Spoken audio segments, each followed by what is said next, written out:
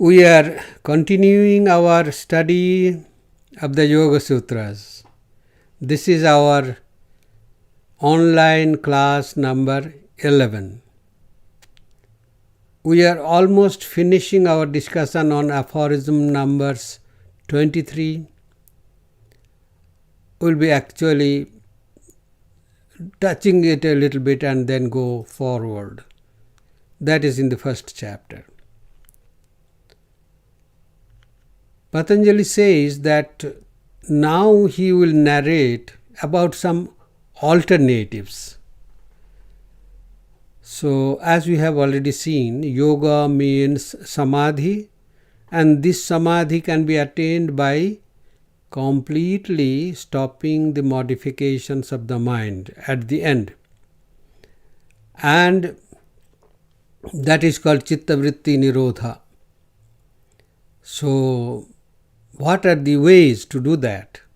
Then the Yoga Sutra mentions that abhyasa and vairagya, practice and detachment. Practice of concentration or meditation and detachment, both should go together. That is the way to attain that nirodha or complete cessation of the modifications of the mind. So now he is proposing some alternatives because we want some easier alternatives. And these alternatives are there which we will follow without going through the samadhis. The 6 samadhis under the Samprajñata group and Asamprajñata samadhi, that is the final samadhi. Some of those processes are meant for going directly to Asamprajñata samadhi.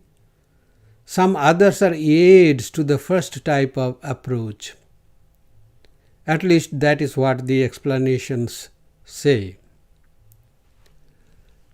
Well, the first alternative is Ishvara pranidhanat va, or by devotion to Ishvara.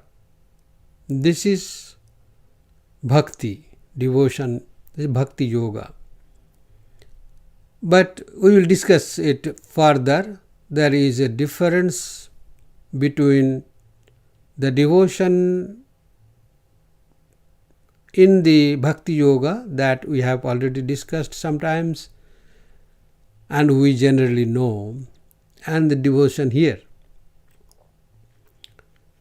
There are 3 words in this aphorism: Ishvara pranidhanat va. Ishvara is God. In general translation, we call it God. Pranidhanat, that is the second word. This has got different meanings. And va means or. The first word is Ishvara or God, we know. I should say, or a God. Ishvara means a God. Why I say a God, that I will explain. We will wait till the next aphorism to see how the Yoga Sutras define the word Ishvara. We will see that yoga does not define God as the word generally means, and also as it is widely known. The yoga God is not a creator God. Neither is he a personal God. This is a big departure from the dualistic ideas of bhakti yoga and the like. This is why in the beginning I told that we cannot equate yoga meditation with Vedanta meditation. In yoga, the lower group of samadhi or samprajñata samadhi is based on our concentration on an object. In asampragnata samadhi, we are lost in our own self. We attain a disconnection from our bond with the material world or matter or prakriti, which is called a freedom for an individual. This individual freedom leads us to our realization of our own self as one of the uncountable numbers of free souls. We attain liberation. Unlike non-dual Vedanta, we become free souls. There are innumerable free souls. We become one of them after our liberation. That is the difference between non-dual liberation and the liberation here. In Vedanta, samadhi or dualistic meditation is based on our concentration on God, who is the creator and personal God. Our freedom leads us to live in the presence of God in different fields of God experience. In non-dual Vedanta, freedom is attained not by samadhi or meditation as such, but by the process of non-dual sadhana for removing our ignorance. Our ignorance involving our own self and the ultimate reality. This practice ends in our individual Atman's realizing oneness with the ultimate reality called Brahman. The two samadhis technically dealt with in non-dual Vedanta are Savikalpa Samadhi and Nirvikalpa Samadhi. Here in Yoga Sutra we have Sampragnata Samadhi and Asampragnata Samadhi, and in non-dual Vedanta we call samadhis Savikalpa Samadhi and Nirvikalpa Samadhi. These samadhis are the result of the first sadhana or practice called Shravanam, means hearing the great sentences or Mahavakyas like Tattvamasi, you are that Brahman. Both the samadhis are targeting a non-dual experience which ultimately dissolves our individuality even as an individual free soul. We don't remain as an individual, even in freedom. This is for our information, so that we do not mix up non-dual Vedanta samadhis with those of the Yoga Sutras. This is a mistake we generally make. Anyway, we know what a creator God is. A creator God is a creator of the universe. And what is a personal God? He is a God with personality, like we have. He is a chosen deity who can be related to or thought of as a person. This is known as anthropomorphized persona or humanized personality. He is not a personal God who is impersonal, faceless, featureless, and can be equated with the force of the nature. The God in Bhakti Yoga in Hinduism is a perfect example of a personal God, who is a person, can be she also, can be spoken to, prayed to, can appear in our mystic vision, or alternately he or she can speak to us through a cross, through any other person, can answer our prayers, has full power and autonomy to decide if he or she would appear in our mystic vision with form or without form. That is his autonomy, because he is all-powerful. Swami Vivekananda said, "We see this universe as human beings, and our God is our human explanation of the universe." Suppose a cow were philosophical and had religion, it would have a cow universe and a cow solution of the problem, and it would not be possible that it should see our God. Let me narrate a story.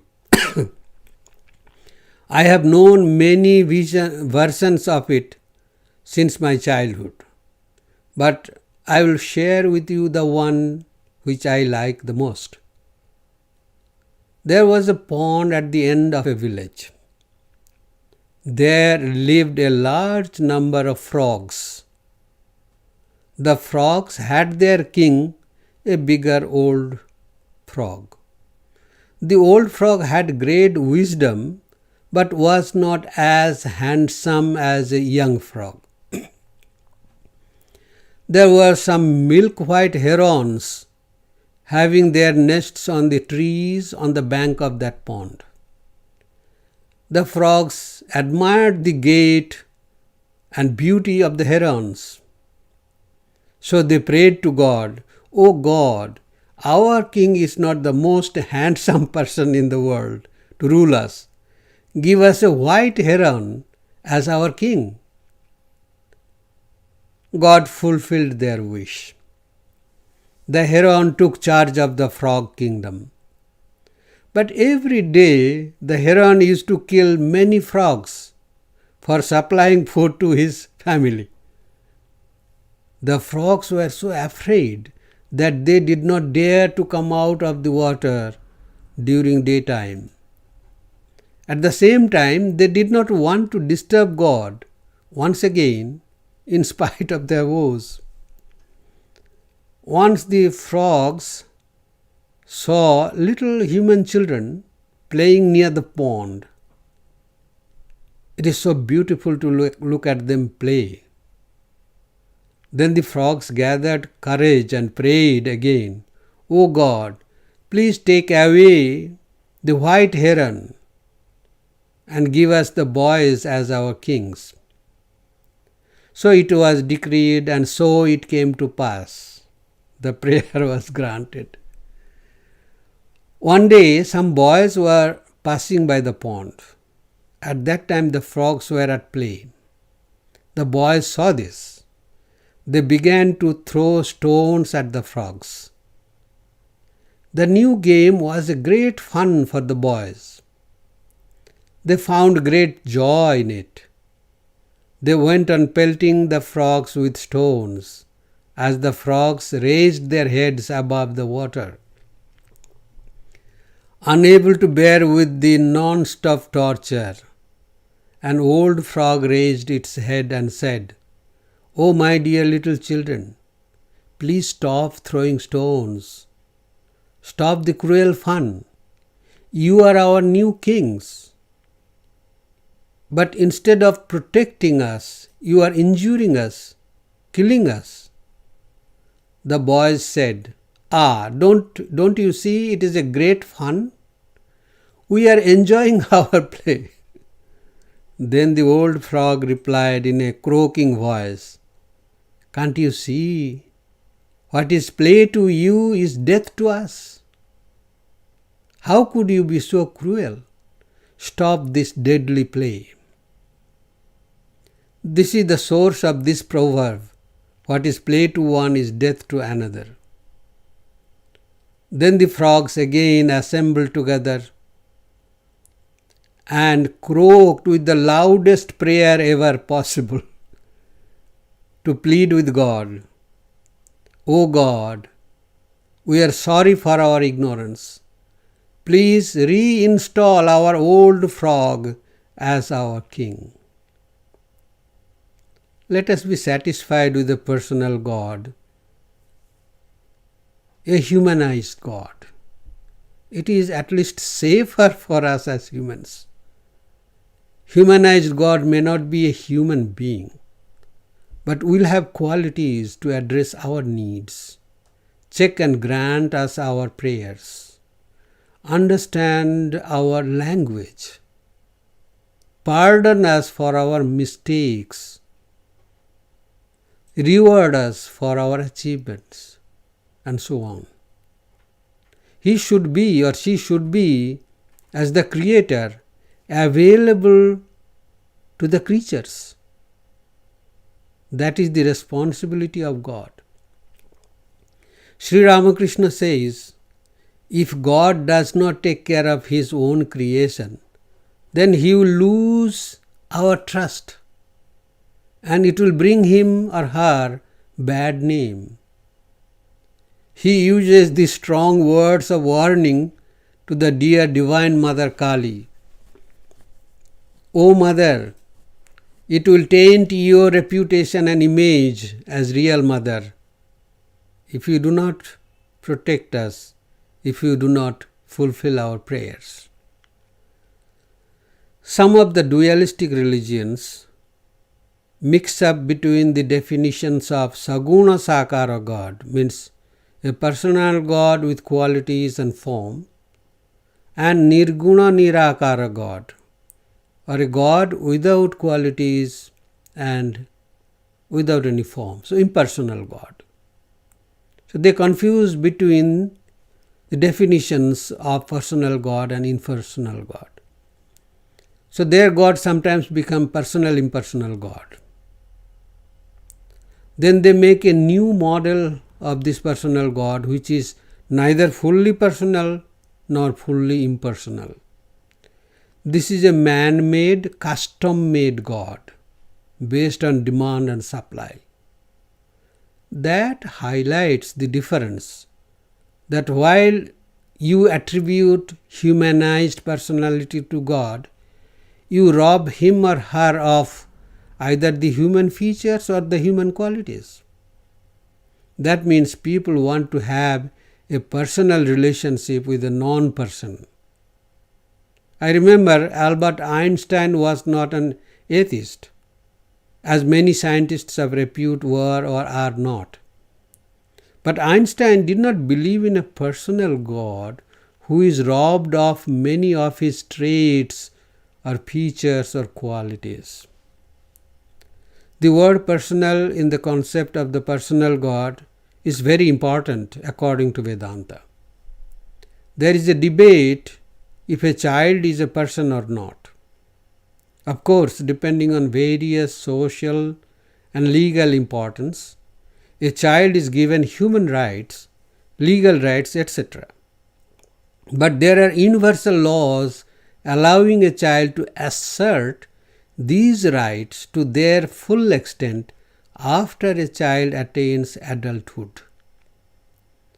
Vedantic idea of the personality of a child is that a child is not a person because either it is not physically able to manifest its latent uniqueness that it has inherited from its past, and or it has not developed the sense of enough limitation to separate itself from the rest of the universe, to make itself an individual. But we as adults are persons in the proper sense of the term. At least that is what we claim. So whatever we own, we call them or those things as our personal relation, personal things. Whatever idea we hold, we call it a personal idea.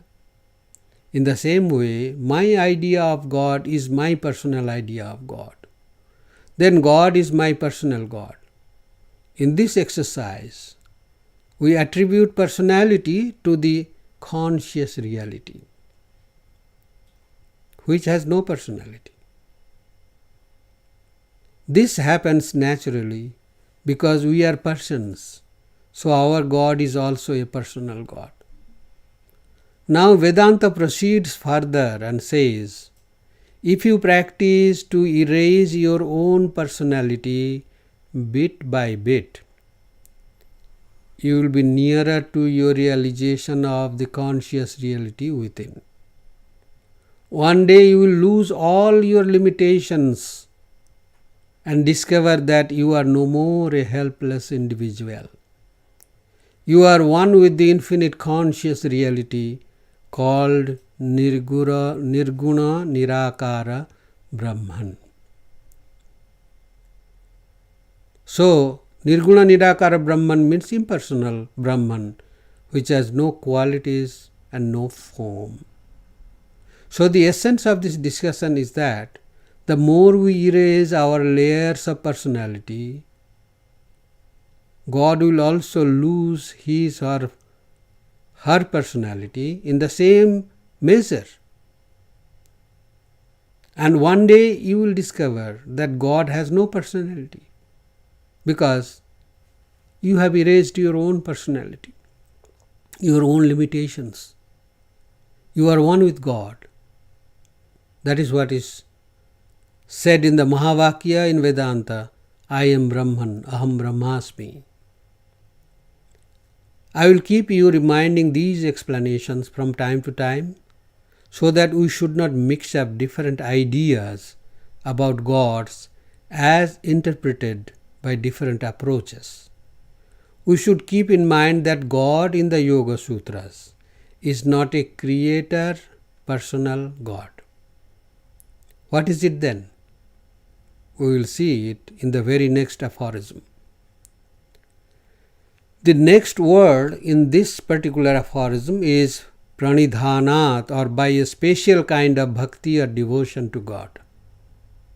One has to dedicate oneself to God, whom one has to install in the interior part of one's heart. This practice will generate a sense of security in the mind of a devotee. This is the nature of this devotion. Pranidhana has another similar meaning. We need to think of God in all our activities. That is the meaning of being guided by God at every step. We know that one Girish Chandra Ghosh was attracted to Sri Ramakrishna's ideals. He used to visit Sri Ramakrishna regularly. He was a dramatist, a bohemian, a good writer of repute, and used to lead a carefree life. He was an alcoholic. Sri Ramakrishna knew about his bad habits, but he never spoke with Girish on this. Rather, what Sri Ramakrishna did with Girish is an eye-opener. Once Girish came to Dakshineshwar by a horse-driven carriage. Straight he came to Sri Ramakrishna's room. Sri Ramakrishna saw that Girish did not bring his wine bottle, which he left behind in the couch. Sri Ramakrishna inquired about it and then sent someone to fetch the bottle for Girish. Once Girish told Sri Ramakrishna, Thakur, I am an alcoholic. Is there any hope for me to get liberation? Sri Ramakrishna assured him, saying, You drink wine, that is not of any consequence. One thing I will advise you to do, and that is, just take the name of the Divine Mother and offer it to her before drinking. After that, you take the consecrated liquid as Mother's prasad, consecrated drink. That mantra had its effect. Girish loved this idea and practiced as advised for some time. Then gradually he started feeling bad about himself. He thought, people offer so many choicest things to Mother. Many even dedicate their whole life to the service of God. But what am I doing? Am I so low that I am offering alcohol to her? This sense of guilt started eating into Girish's very vitals. Then one fine morning, he quit drinking for the rest of his life. This is the way God guides us in our life. We should practice to think that all the works that we do are being guided by God. This practice will purify our desire. We will gradually see that we are not the doer or the enjoyer of the fruits of our action. It is God who does it in and through us. He will surely do it. There is another meaning of this similar nature of the word pranidhana or special devotion. This devotion will generate a response from God for the spiritual betterment of His devotees. This will ultimately lead to the asampragnata samadhi. It has the ingredients of the first approach, abhyasa and vairagya, practice and detachment. Practice of a connection with God and a disconnection from the world. We will discuss more about this later. The last word in this aphorism is a very small word, va. In Sanskrit, va. Va means, and this word will occur at least 6 times in 6 aphorisms hereafter in respect of this topic. In the Sanskrit scriptures, these small words like va, cha, eva, eva, etc. are of very great importance. A sentence will give a different or contradictory meaning if we miss to notice their presence in the sentence. Like for example, eva and eva. Eva means surely, alone, only.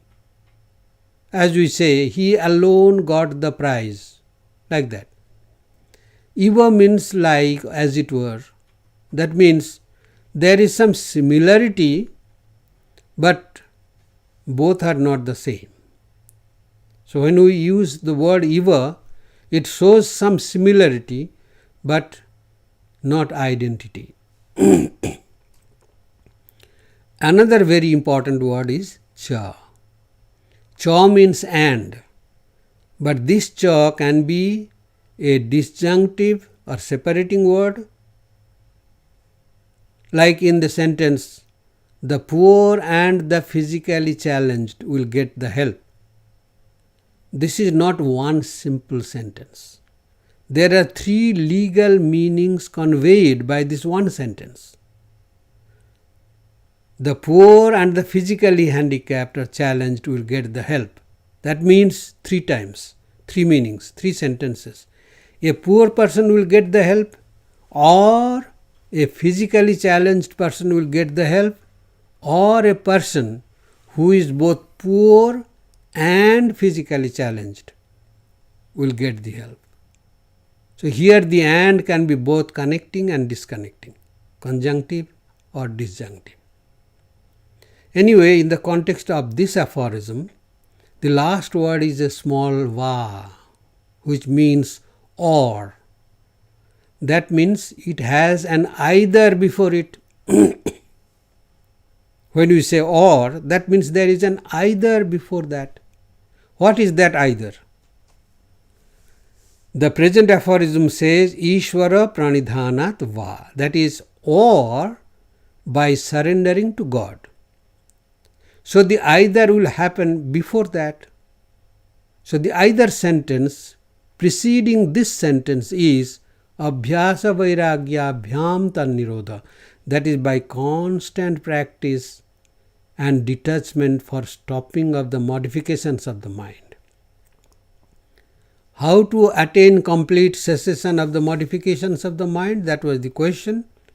Then the answer was that we have learnt that yoga means samadhi, samadhi means the stopping of the modifications of the mind, and that can be done by practice and by detachment. So that was the first either. And then or, the next one, this aphorism is or. And this is the first of the 8 ways recommended by the Yoga Sutras on how to attain asampragnata samadhi, how to attain individual spiritual freedom. 8 different ways have been prescribed.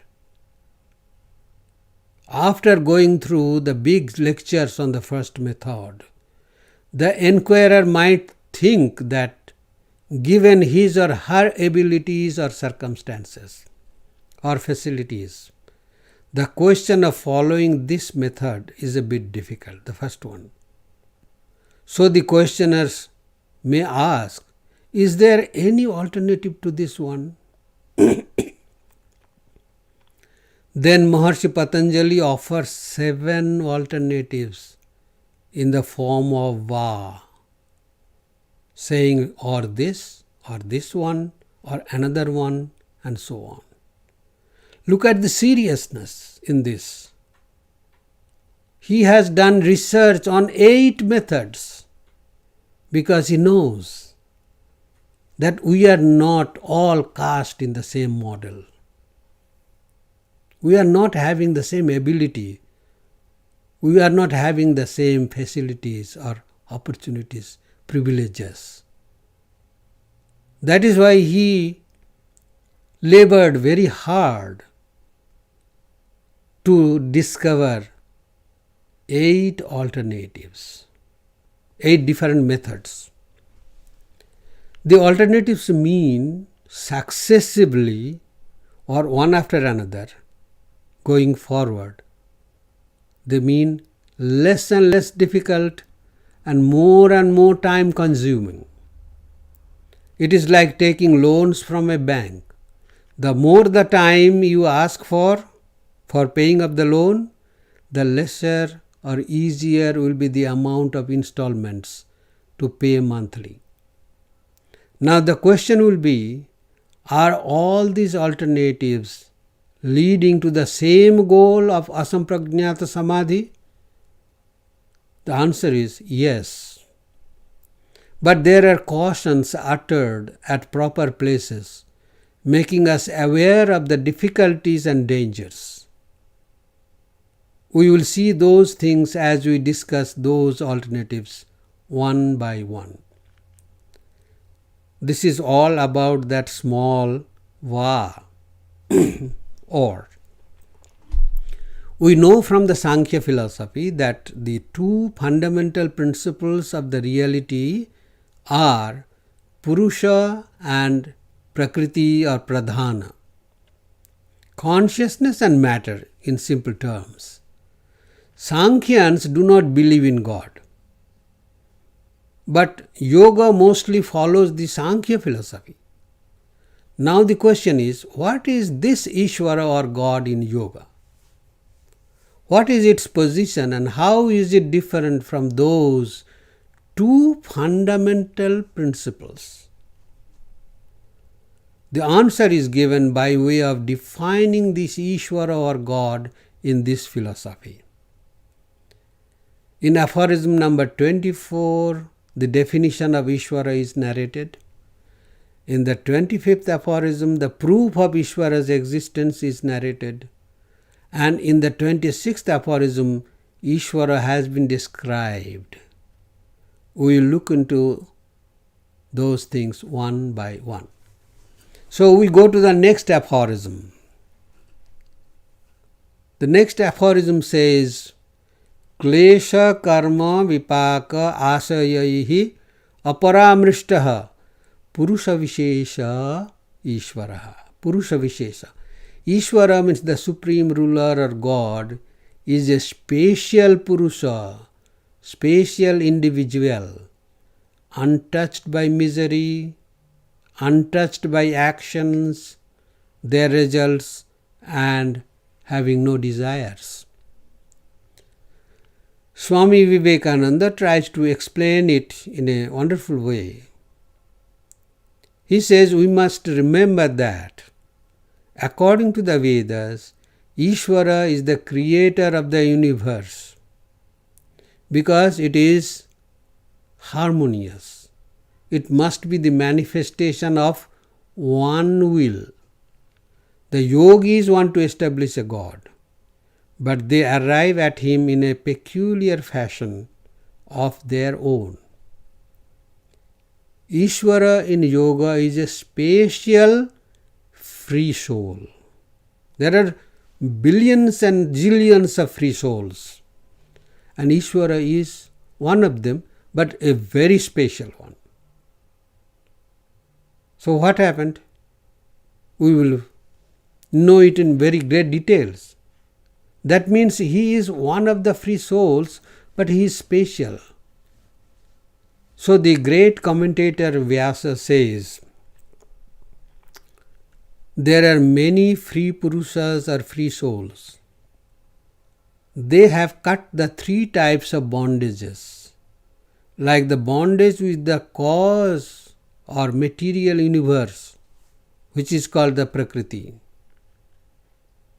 or another kind of bondage with the products of this universe. And then third, bondage with the results of scriptural rituals. These are the three causes of our bondage. How are we getting bound by this universe? We are being bound by the universe, by the causes of this universe, by Prakriti. We are being bound by matter. We are believing in the permanence of matter. We are calling this matter as the reality. Another bondage is that we are getting bound by the products, by the things in this universe. And the third bondage is that we are being bound by the results assured by the actions in this world. Bound by the results. That is why Sri Krishna has dealt with this work, how we are getting bound by the results, in a very great length in the Gita. But Ishvara is not bound by any of these three bondages in any of the divisions of time. That is why, even though he is a free Purusha, he is special, Vishesha. Some special free souls were bound earlier, but they are now free, like many saints, sages, or realized souls. There are again some special free souls who remain bound by their compassionate heart to do good to the world. And then they are bound slowly by the world in course of time. Ishvara is not bound by any of these past or future bondages. He is eternally free and eternally God. That is why, even though he is a free Purusha, free individual, he is special. Again, we can infer the existence of God from the beginning of the creation. The scriptures speak of this knowledge about the Ishvara, about God. The Sankhyans and the Yogis speak of the saint known as Kapila, Rishi Kapila. Kapila is the propagator of the Sankhya philosophy. They say that Kapila is the oldest instructor of the path of liberation. But this Kapila and such other saints gained their knowledge from God. Since the creation has no beginning, the cycle of the scriptures arising from God and the knowledge of God arising from the scriptures, they are also beginningless. The expression Ishvara is all-knowing, God is all-knowing, means that he knows the three times, three divisions of time, the past, present and future, at once, and not as a division of three. So he is witness. He is the witness on which all the three divisions of time rest. That is why a person having self-knowledge is not disturbed by past, present and future. she or he goes beyond time in all its forms. They are called Trikaladarshi, or the seer of the past, present and future time. Sri Krishna said in the Gita, "Many births of mine as well as of thine have passed, O Arjuna. I know them all, but you know neither any of your births nor that of mine." Not only that, God knows about our future also. Someone asked Sri Ramakrishna about what happened to Mathur Babu, a devotee of his, after Mathur Babu's death. Sri Ramakrishna said that Mathur had been reborn somewhere as a prince. That is why Ishvara is called all-knowing or omniscient. He knows the past, he knows the present, he knows the future. As we have said, a realized soul goes beyond the three divisions of time. That has a deeper meaning, and that is, for the realized soul, the time is always in the present. For a realized soul, there is only one time, that is the present. Because he or she is in the presence of the timeless self, timeless reality. That is why they are able to see the future as happening now and take care of the events long before they actually occur. They cannot stop the events from happening, but they can see them and can prepare for the consequences. So they are not perturbed when the events actually happen. They know that the event has to happen this way. That is why they are prepared to meet the events like the experts in those fields. In the case of Ishvara, God, the story is different. Ishvara is always beyond time, always. And that is the same with any realized soul. But Ishvara can do anything with any event, both in the present or in the future. Because Prakriti, the power of creation, works at God's will. Prakriti, the material cause of this universe, according to the Sankhyans, is inert. It has an intelligence cause behind it, and that is God, Purusa. But generally he does not disturb the normal course of the Prakriti until and unless it is absolutely necessary. God's glories are unbounded. That means that there is no comparison of his glories with another type of glory. The glories of others are known by the world. That is why those glories are limited. But the glories of God can be known by the scriptures only, can be inferred by us through the scriptures. They have no comparison in this world. He is called Bhagavan because he has the following characteristics in the fullest form. Jnana means knowledge, Aishwarya means rulership, Shakti means energy, Bala means strength, Virya means incomparable competence, and Tejas means splendor. Human beings may have some parts of these, because of which we become so boastful, so proud. But he has these qualities in the fullest extent. Still, the Ishvara of the yogi is a special Purusha. Purusha Vishesha Ishvara. On the other hand, Ishvara is not touched by these defects. In the Yoga Sutra it is said, and we will discuss it in great length afterwards, there are 5 types of miseries that cannot touch this God.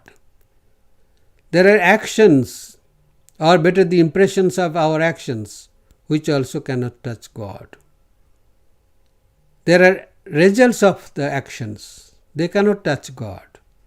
And there are desires in us which cannot touch God. God is the witness of an individual soul who is undergoing all these or the effects of all these. All these means the miseries, impressions of actions, results of actions, and the desires leading to do action, to enjoy the world. These will be elaborately dealt with, as I have said, in the second chapter of this book. And also Patanjali says, Tatra niratishayam sarvagnatva bijam.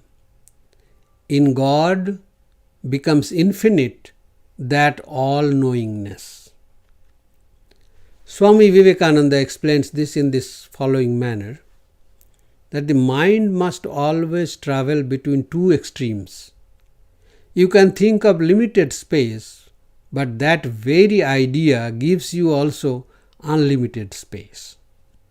Close your eyes and think of a little space. At the same time that you perceive a little circle, you have a bigger space around it, unlimited in dimension. It is the same with time. Try to think of a second. You will have, with the same act of perception, to think of time which is unlimited. So with knowledge. Knowledge is only a small thing in man, but you will have to think of infinite knowledge around it, so that the very constitution of our mind shows us that there is unlimited knowledge. And the yogis call that unlimited knowledge God. In our general language, we say that Brahman is absolute knowledge.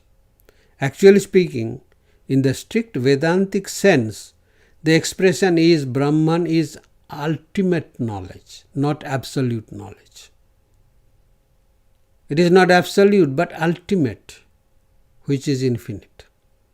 All small bits of knowledge and bigger dimensions of knowledge can be compared progressively, like going from small to big to bigger to much bigger to much bigger, like that, until it reaches a point where this progression stops. There is nothing bigger than that. That is called the ultimate. Brahman literally means the biggest, the ultimate.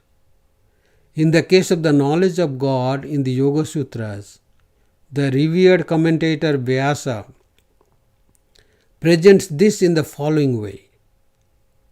The knowledge that is beyond the perception and conception of both the outer and the inner sense organs is called transcendental knowledge. This knowledge can be seen in people in different proportions. But if we think of more and more of this knowledge, it will reach a point when we cannot compare it anymore. Then that knowledge is called ultimate knowledge. This knowledge is immeasurable. You may observe that I am inclined to use the phrase the God of the Yoga Sutras again and again. This I do in order to remind us that we should not confuse the God of the Yoga Sutras with the God of dualistic Vedanta or other dualistic religions. Many scholars do make this fundamental mistake. Unfortunately, they think that they are authorized enough to do so. In other dualistic philosophies or theologies, God is the creator and is a personal God. But in yoga, God is a special Purusha, a special individual, not involved in the creation. In yoga, God is not involved in the creation. He is neither the intelligent cause nor the material cause of this universe. Creation is a matter between the two fundamental and infinite principles called Purusha and Prakriti. Purusha is consciousness and Prakriti is matter, inert. And God is neither. In Vedanta or in dualistic philosophies of Bhakti Yoga, etc., God is the creator, the intelligent cause, and there is a material cause, which is called Prakriti or Pradhana, etc. But here in this Yoga Sutras, God is neither the intelligent cause nor the material cause. God is not involved in the creation in that way. Well, we have to remember that accepting this somewhat restricted definition of God as a special Purusha or an individual, the other elaborate definitions of God here are in no way different from the definitions of a creator and personal God.